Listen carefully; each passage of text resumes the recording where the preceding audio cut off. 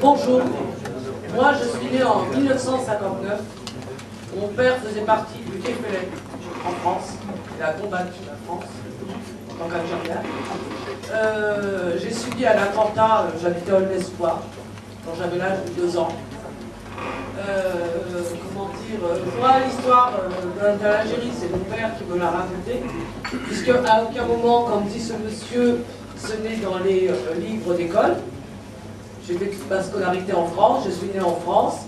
Je n'ai jamais entendu parler de la guerre d'Algérie dans les livres d'histoire. J'ai entendu parler de la guerre 39-45, ça oui je la connais, mais je n'ai jamais entendu parler de la guerre d'Algérie. Suite à ça, comment dire, moi mon père m'a raconté qu'il est parti d'Algérie à l'âge de 14 ans. En Algérie, c'était plus, il n'était ni algérien ni français, il n'avait pas droit au papier. Quand il est venu en France, bah, il a dû faire comme il pouvait. Hein. Et puis, bon, bah, il a combattu la France pour avoir une certaine libération. Étant jeune, j'ai quand même subi par rapport à des personnes, on nous insultait de ratons, de bougnoules, alors que j'étais né en France, on était mal considérés. C'est vrai qu'on a dû se battre plus que les autres pour pouvoir arriver quand même à une certaine... comment dire, socialement pouvoir s'en sortir. Quand vous voyez que nos enfants, on est obligé de leur donner des prénoms qui ne font pas trop arabes, qui puissent, comment dire, réussir socialement. Donc, je ne comprends pas très bien. Comment ? La question c'est déjà pourquoi dans les livres d'histoire on n'en parle pas de la guerre d'Algérie. Dans les livres d'histoire. Comment ça c'est pas vrai? Moi j'ai pas appris dans les livres d'histoire. Alors actuellement peut-être que ça y est, mais bon moi il y a longtemps que je suis sorti de l'école. Jean-Benjamin Stora s'est déjà positionné il y a quelques minutes sur cette question. Il y a beaucoup de monde, s'il vous plaît. Oui, il y a madame aussi là, Julien, s'il te plaît. Voilà, il y a encore d'autres. Il y a madame juste devant là qui est très patiente jusque-là. Non, le bon. Et voilà, je vous en prie. J'aimerais juste réagir justement par rapport à ça, parce que je suis actuellement en terminale.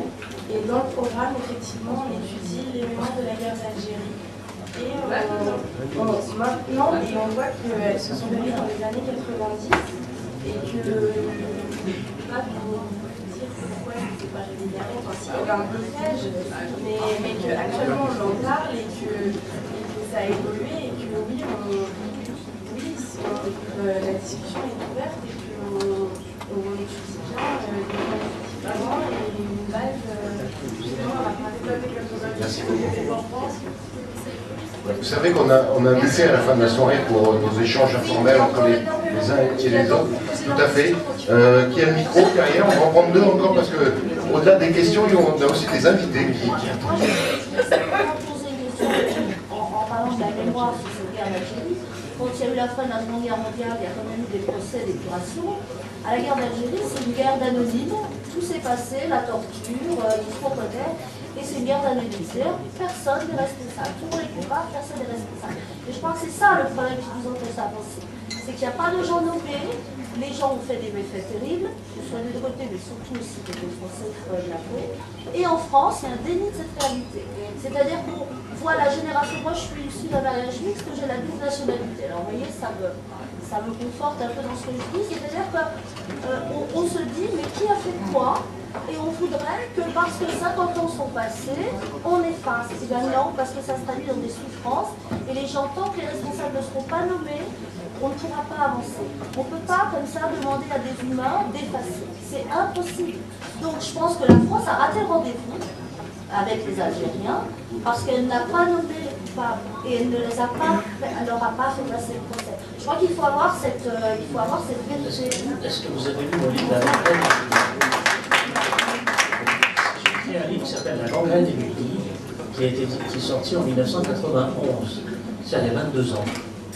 et qui traite exactement cette question-là. C'est le problème de l'amnistie, des amnisties qui sont contenues dans les accords d'Évian, mais aussi l'amnistie de 64, l'amnistie de 74 et l'amnistie de 1982, faite par François Mitterrand, qui a réintégré dans l'armée française des putschistes d'année 61 dans leur grade, pension et décoration. Tout cela est détaillé en détail dans mon livre qui est sorti il y a 22 ans. C'est-à-dire comment, effectivement, une chaîne d'amnistie a fabriqué de l'amnésie. Et donc, à partir de ce moment-là, on n'arrive pas à nommer une période, une histoire, et donc, à partir de là, à surmonter le traumatisme. Voilà. Pourquoi cela? C'est ça qui intéresse, c'est ça qu'il faut essayer de voir. Tout l'enjeu du livre, c'est ça, c'est d'expliquer pourquoi il y a eu ces occultations, ce déni, en fait, de réalité, etc. La première chose, du point de vue français, c'est ce que j'ai expliqué brièvement dans mon intervention, c'est-à-dire le sentiment en France d'abaissement national par rapport à une défaite non dite. C'est-à-dire que la France ne reconnaît pas, quelque part, le fait que c'est une défaite, disons qu'elle a enregistré par le départ d'Algérie.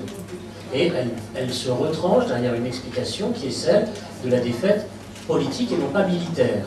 Or, c'est une défaite tout court. Et elle ne reconnaissait peut-être pas le citoyen algérien comme non, oui, d'accord, mais il faut détailler les choses. Il faut d'abord partir de ce qui est essentiel. C'est-à-dire que vous avez déjà, après 62, du point de vue français, vous avez ce sentiment d'abaissement national que le général de Gaulle a masqué par un discours tiers-mondiste dans les années 62-68, le discours de Phnom Penh, le discours de Mexico, etc., qui faisait croire aux Français, dans le fond, que le récit national héroïque se poursuivait. Or, il ne se poursuivait pas, il était fini. Et que la grande question qui était posée à la France, c'était de reconstruire un récit national, notamment à travers la construction de l'Europe. C'est ce que proposait aussi le général de Gaulle à l'époque, mais qui n'a pas véritablement fonctionné.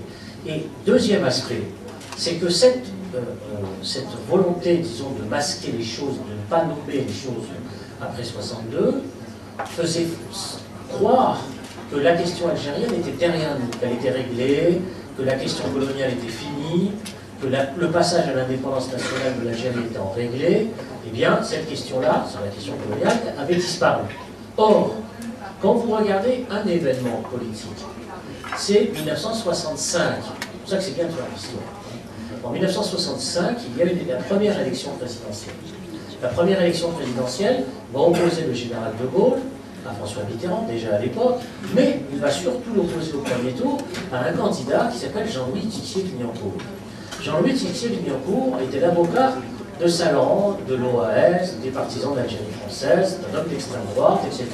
Or, au premier tour de l'élection présidentielle de 1965, c'est-à-dire 3 ans après la guerre d'Algérie, Jean-Louis Tixier-Clignancourt obtient 1 million de voix. 1 million de voix. Or, il est très clairement identifié comme étant un partisan de l'Algérie française. C'est-à-dire que seulement 3 ans après l'indépendance de l'Algérie, eh bien, ce courant-là, ce courant dans la société française, un courant classique, nostalgique du temps colonial, de l'Algérie française, etc., eh bien, anti-gaulliste. Anti-gaulliste, ça aussi c'est très important à analyser. Eh bien, je dis cela parce que par rapport à l'actualité d'aujourd'hui, parce que la frontière entre gaulliste et anti-gaulliste dans la droite française, malheureusement, s'est estompée. C'est ça qui est grave aussi, du point de vue de ce qu'on pourrait appeler la République aujourd'hui, du point de vue de ce qu'on appelle le camp républicain sur le plan idéologique. C'est que vous avez un effacement des frontières.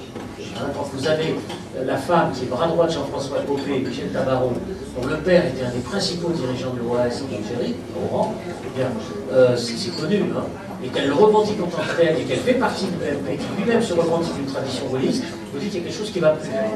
Quelque chose qui ne va plus dans la dérive politique de la société française. C'est une parenthèse que je fais là, mais c'est très important à analyser. C'est-à-dire que vous avez, dès 1965, c'est-à-dire 3 ans seulement après l'indépendance de l'Algérie, eh bien vous avez la survivance, le maintien d'un courant politique qui va ensuite exister de manière plus forte en 82, c'est un Front National pour aller vite, mais ce courant il est déjà très fort. Et en France, le consensus autour de l'acceptation de l'indépendance de l'Algérie et de la question coloniale n'est pas réalisé. Il n'y a pas de consensus. Vous disiez tout à l'heure 45. Mais bien sûr, en 1945, vous avez eu un consensus politique qui s'est fait autour, grosso modo, des gaullistes et des communistes, pour dire on reconstruit le pays, on avance, etc. Bien, je schématise. Mais en 1962, à la fin de l'Algérie, il n'y a pas de consensus politique. C'est-à-dire que les gens qui sont les anti-gaullistes ou les gens qui ont été partisans de l'indépendance, je parle de la société française, etc., et ceux qui ont été partisans de l'Ouest, de l'Algérie française, ne se sont jamais réconciliés. C'est-à-dire qu'il n'y a pas de réconciliation politique à l'intérieur de la société française sur une question décisive, c'est la question du colonisé, la question coloniale. C'est ça le vrai problème, c'est ça la vraie question. C'est-à-dire que le rapport à la question coloniale est esquivé. Pourquoi? Parce que même dans le camp des partisans de l'indépendance, je parle des Français bien sûr, ce qui est fondamental, c'est non pas la question de la reconnaissance du colonisé, mais la question de la paix en Algérie, donc le retour du contingent. C'est sur cette base qu'il y a approbation de la politique du général de Gaulle dans les référendums de 61-62. C'est la question du retour des soldats, de la paix en Algérie. Ça, c'est fondamental. Mais est-ce que pour autant, ça signifie la reconnaissance de l'autre, c'est-à-dire du colonisé, de ce qu'on appelait l'indigène, je ne vais pas décliner tous les noms possibles. Non, je ne crois pas. C'est-à-dire que, y compris du point de vue des intellectuels français qui se sont engagés, pour une partie d'entre eux, dans cette histoire, eh bien, une fois l'indépendance de l'Algérie acquise, dans leur esprit, la question coloniale est réglée. Or, elle n'est pas réglée. C'est ça le vrai problème. Donc, je ne peux pas détailler ce soir, je pourrais revenir, discuter de ces questions, etc.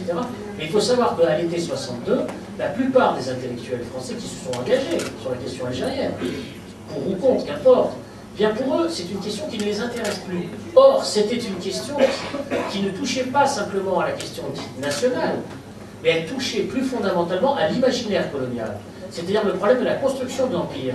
Donc la grandeur du nationalisme français, tout au long du 19e et 20e siècle. C'est là l'intérêt de faire de l'histoire et d'avoir des historiens, et d'écouter les historiens, et de lire leurs livres aussi de temps en temps. Merci Benjamin Stora. Une toute petite dernière